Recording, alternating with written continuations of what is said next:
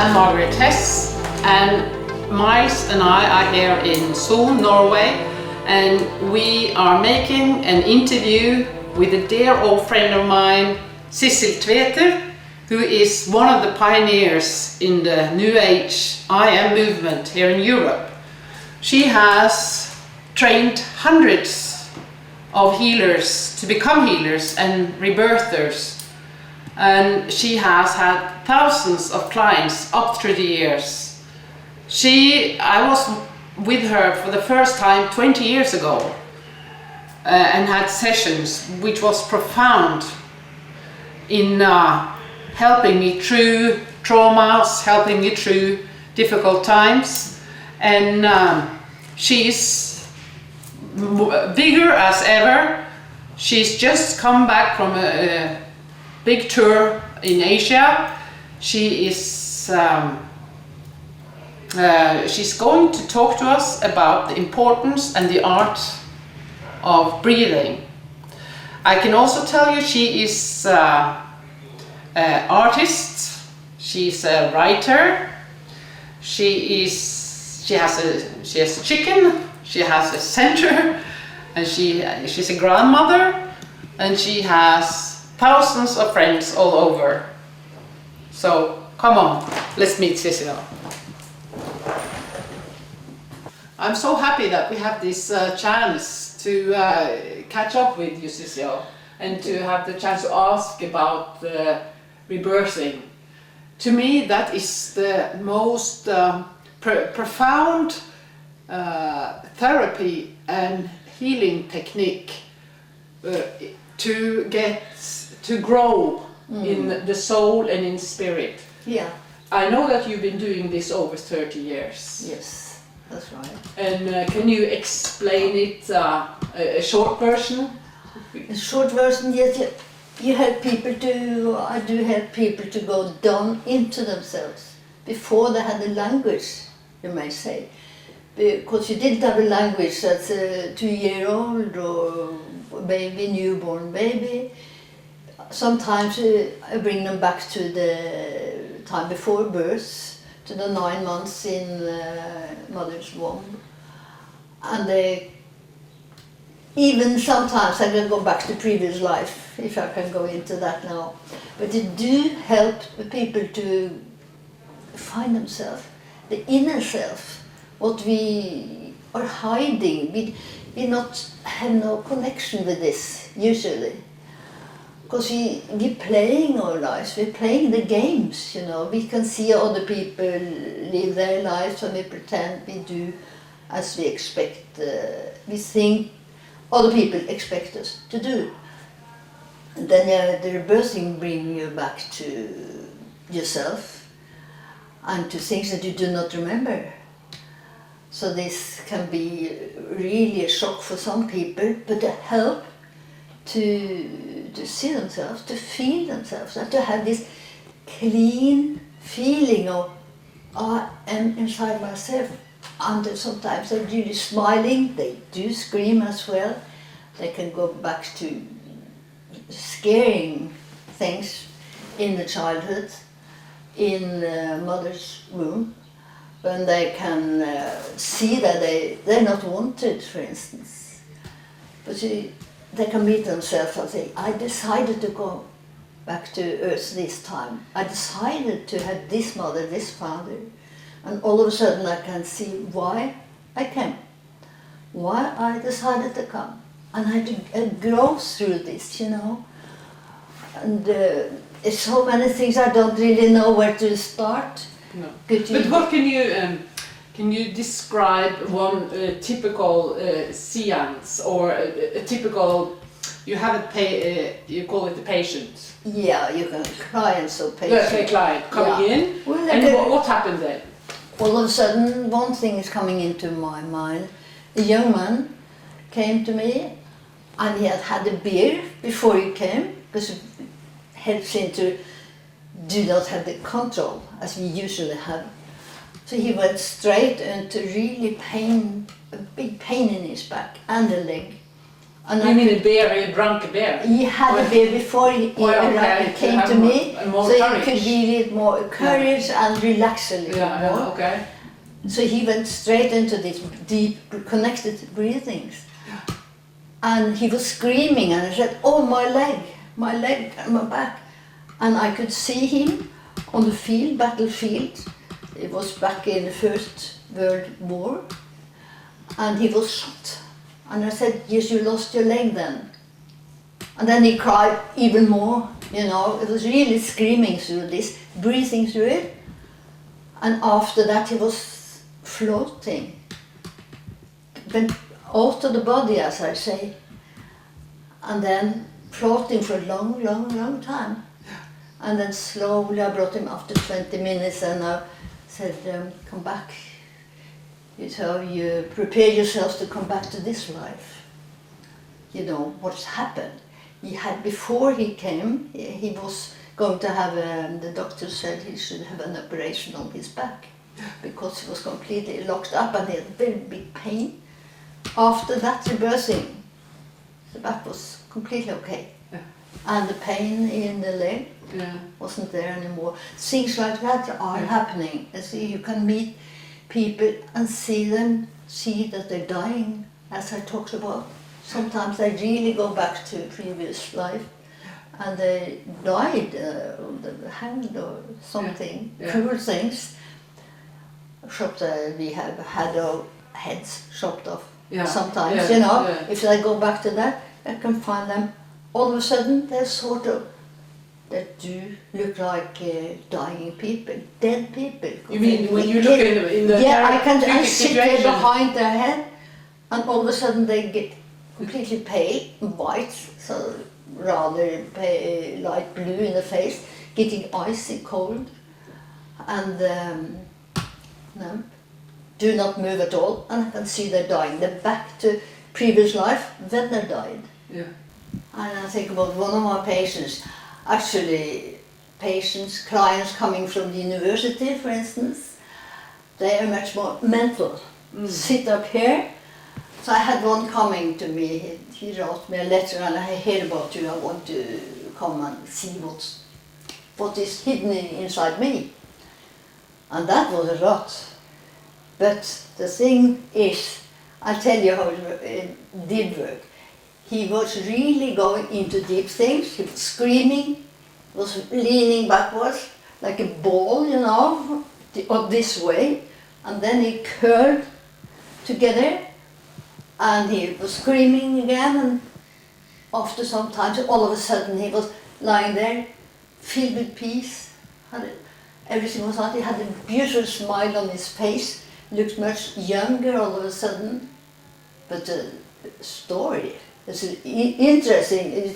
When we finished, when I brought him back, you can come back now, come back to this world, to this time. All of a sudden he sat up, brushed his imagination that he had a jacket, he didn't have a jacket, didn't have a tie, did like this. Well, it's no sense to come back here because nothing happened, he said. Oh, and I didn't tell him anything. Fine, I said, but be careful when you drive home. Drive carefully. So he left. After a couple of months, I got a letter. Everything is the most easy, it's nice, I'm happy. It must have happened. Something must have happened while I visit you. Yeah. So he came back after that. But that goes to tell, they do not always they don't recognize it. They do not recognize that all of a sudden, after some time they remember. Oh yeah, okay. It's coming up, but they can see that everything is so much easier now. Yeah. You know? Yeah. I feel happier. I do not know why I'm so happy now. But I got rid of something, you know. Yes. I really got rid of something. He didn't know, he couldn't remember what it was, but he was happy. And that's the thing. Yeah. You can help people to find themselves, as I said some time ago, and they feel relaxed and everything is fine. Sometimes they can see, very few people see or what's happening actually, but some of them do see themselves. So it doesn't matter actually, because you bring them back to the point that that feeling Yeah. from this mental space, as I call it, Yeah.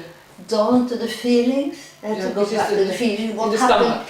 yeah, in the cells in the body, they do remember everything. Yeah. Everything is stored in our cells. That's- Previous life, the coming lives. Yes. We're not talking about the coming lives now, but in this life. I want to ask about coming lives. Does that come up often? Does that come up at all? Yes, it does come up, but I don't talk about it because people they're not prepared, they're not mature enough to do that. I can talk about that, but I can see things that's going to happen. Well, okay. So then I do not tell them. I can ask them. I can answer them. But that's your sometimes. own clairvoyance that you can Yeah, do this. yes, That's I guess so. That's right. trained, That's coming. yes. That's coming into me. So the things that are coming into me, I do not talk about. No. Because the main thing is that they are having the contact with themselves. Yes, and And loosen the find it easy, blockages. loosening the Yeah. blockages, you know. So, yeah. And I know that Sissel, she has a healer school, and she has trained more rebirthers and healers than anyone else I know, at least in Europe. And I've been thinking about this because I know that many countries where they have had war, where they have had catastrophes, people have a very strong sense of catastrophe or trauma hanging over them. Is there any way you could use this rebirthing in large groups, or do you have any idea how that could be done? Yes, I have ideas, but I haven't practiced it. No? But they're coming to me. There can be, have been to the tsunami, for instance, a few years ago, and in the war. So they come to me one by one, so I'm helping them. I haven't, you know, so many people coming. I haven't started to think about having groups, because then you have to collect them and all these things. It's not that easy. And then they haven't asked me. So I haven't done that, but that's possible. Of course it's possible, but then it will be much more talking as well. Then it won't be only breathing. But I had a big group, a new group coming, and I said, we'll just show you what may happen in rebirthing. So just you lie down, and you, all of you breathe, but don't breathe too deep, you know, because this is just to feel what it is, so you can come back another time. Well, after 10 minutes, 2 of this group of 15 people screaming saw themselves back to the last World War in Germany, killed in Germany. So you can see that it was not a group, but because so many people are together, we get the energy. Yeah. So much And energy also, in the group. and then now when lift it up. the energy, incoming energies are changing, so you should think that this is more open, it's closer to the surface coming up. So it is a good time to rebirth. It is, because I have my school, you know, I can see things are happening much quicker. Yeah. We do not have to, they do not have to breathe that long. No. They are sort of, all of a sudden they're into it, But very quickly. But please Also high energies. please describe how, you know, what happens most likely to a client when it comes in. You tell them to breathe in a certain way. Yeah. They lay So down flat. connected breathing. Ask them to lie down, breathe deeply from there. With a certain up to the technique. top. Yes, a certain. Yeah. I'm breathing, connected breathing. Yeah. And it takes very short time now to see them go deep into. Before, only 20 years ago, for instance, you have to work on the body much more. Push them, touch them, places that they have the locations. But actually I do not push them. I just have my hands on the aura outside. All of a sudden they're back.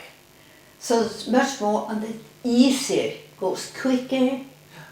So because of the high energies we have, so strong energies coming to the groups as well, because we always do the meditation in the morning, and they can see that they can see much more. They get inspiration, So it's very strong, or what you call it in English, these times we're living in, exciting, things are happening. So much easier, quicker, you know. So, yeah. But how do you start your day typically? I mean, you have so much energy. Yes. And you're up and about from early to late. Yeah, unfortunately, yes. So I'm not the lion in the party in the evenings, because usually I go to bed quite earlier, 10 o'clock, but I race 4 or 5 in the morning, and it's meditation, of course, after the shower and all those things. Meditation and Tibetan rites. And then I walk with my dog, and after that I have Qigong. It's about my center. We had a pleasure of joining this morning. For everyone that wants to come. It's free. After that again a long walk in the woods before clients. Long walk for at least 1 hour. Quick walk in the woods with my dog. So that's a typical. Then I have clients, so work in the office, you know, it's a lot of things, because I have a center. I have all my clients with a lot of questions, phone calls and all those things. So that's my typical day. So. And then there's the chicken in the gardens. Yes, small sweet chickens. Chickens are coming now in a few weeks. Oh, and a cat is following us on the walks. So I like animals, yes. Many years ago, when I lived in New Zealand, I had a horse as well, and that's good. But it's no time for horse any longer, unfortunately. You can't have everything.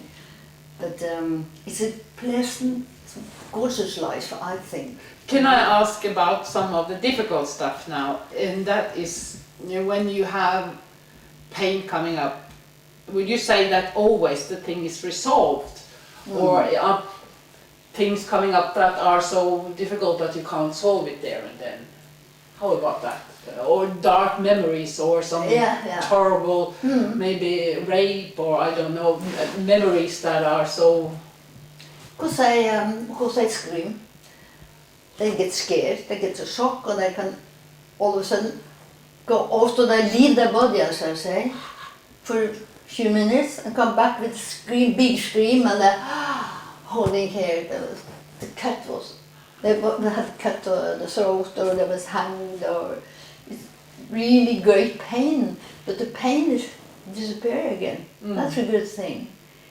And then after that they feel much better, more healthy, because this is a very healthy therapy as well.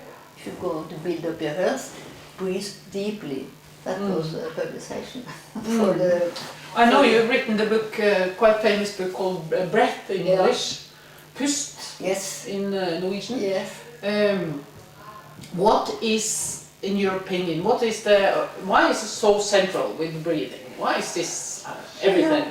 I would say to have connected breathing, or have to breathe fully, is to have the full contact with yourself, your inner self, to the half breaths as we usually have, you know, overflatepust, or what you say in superficial breathing. That the half, it is a live half, and no breath is death, you know. That's when you see that you feel alive if you have this deep breathing. When you feel your lungs. So that's a very good thing.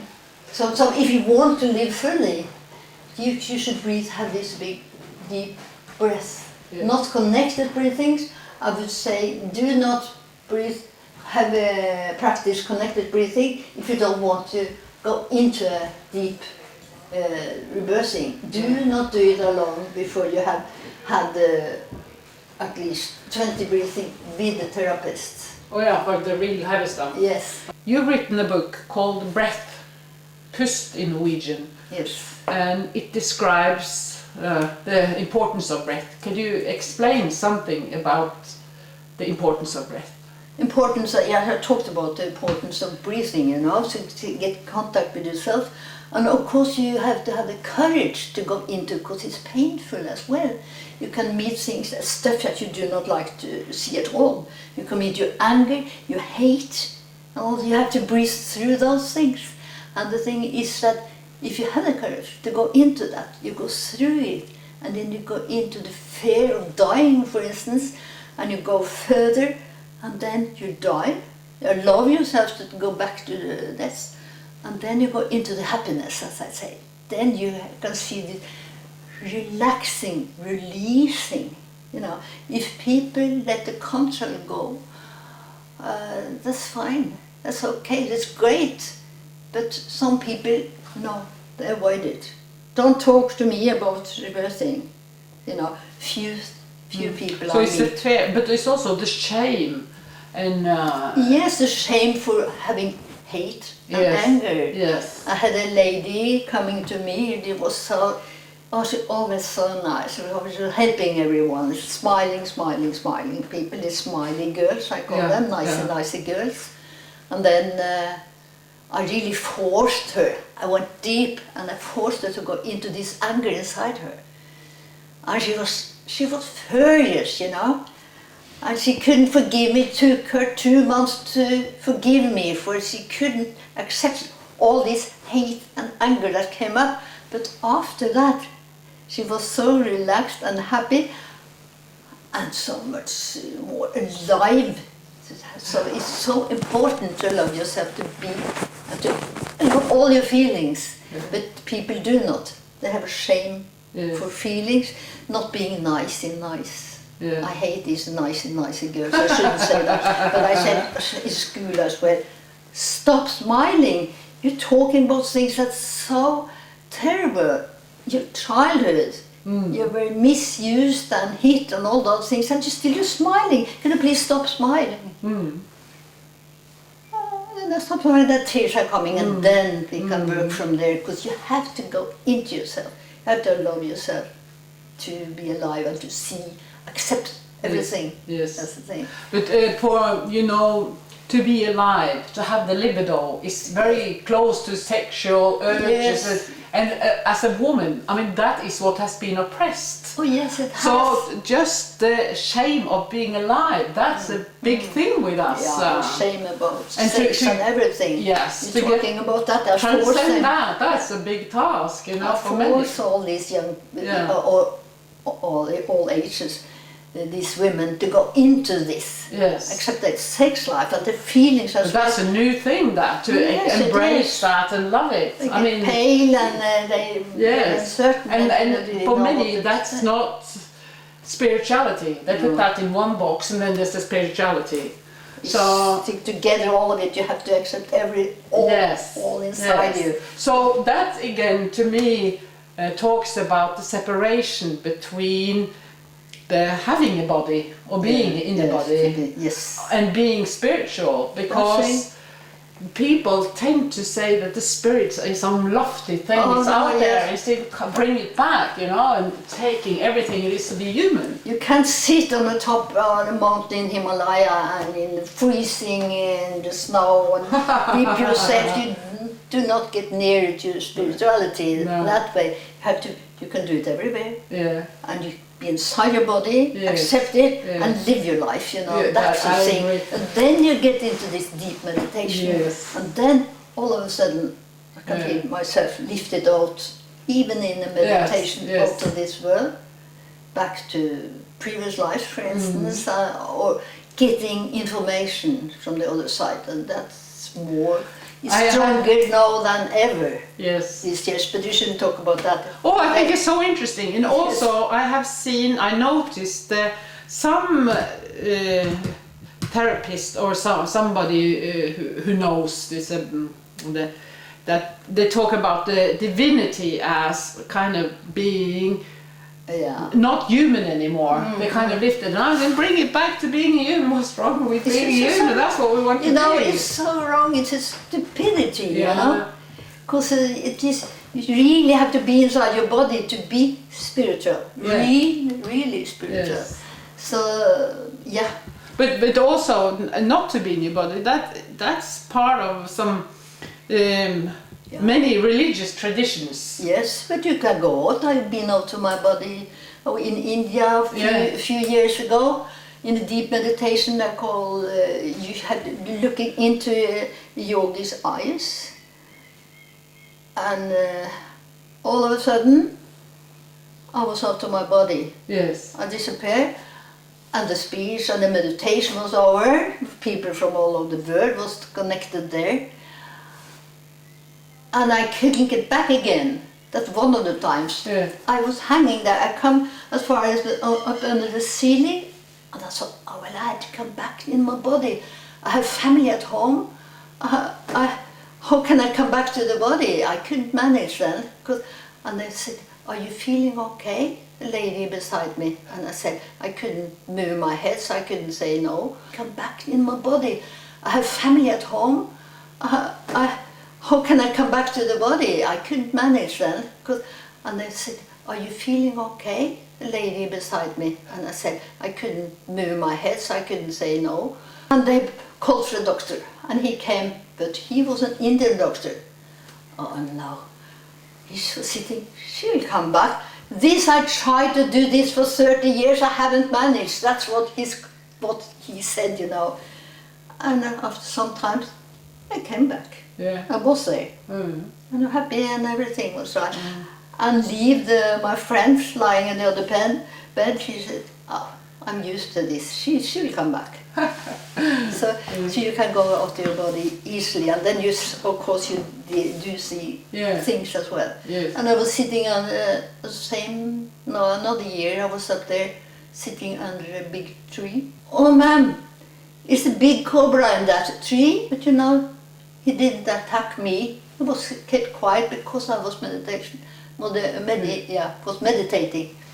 So that's how you are really looked after from the higher, from animals and the higher individuals. Yes. Because I think at some level we are halfway out. Yes. To be in the present moment, to be that's here and now. That is important, to be in the present moment. Yes. And I never tried to get out of the body. I can remember a very important rebirthing for me many years ago, before I really started to go out to different countries and before I had my school, for instance. I went out of the body. I could see my free will to do, to decide everything that I wanted. I was so happy. I was out in space, and I decided to go into new life on Earth. And then I come back from that, or was back to this time, and I come down the stairway to see some of my friends downstairs. This was the big ashram in another country. He said, oh, you look like an angel, Sissel.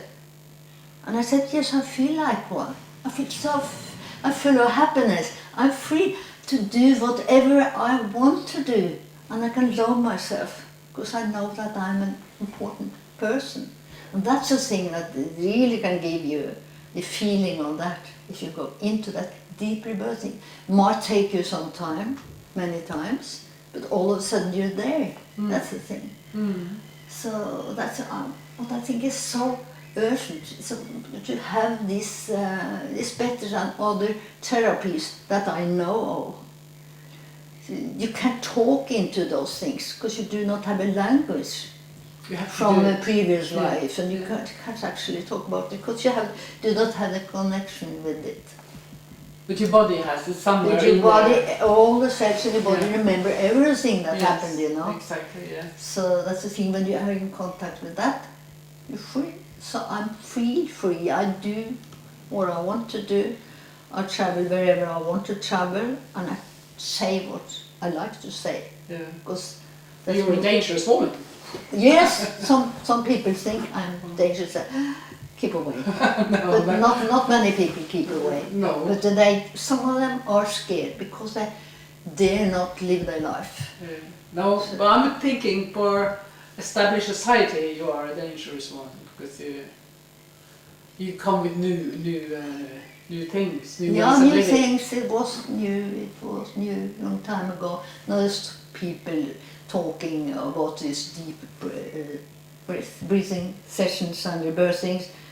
Many places all over the world mostly, but still not enough people do not know about it and go into it. Yeah. To love yourself, to go into it, that's the thing, important thing, to love yourself. So read my book. I have read it, I love it. Thank you, Sissel, for taking this time. It's wonderful. I hope we can talk another time too. Thank you so much for this nice interview. It's always so nice to talk to you. Same to you. And listen to all your wisdom.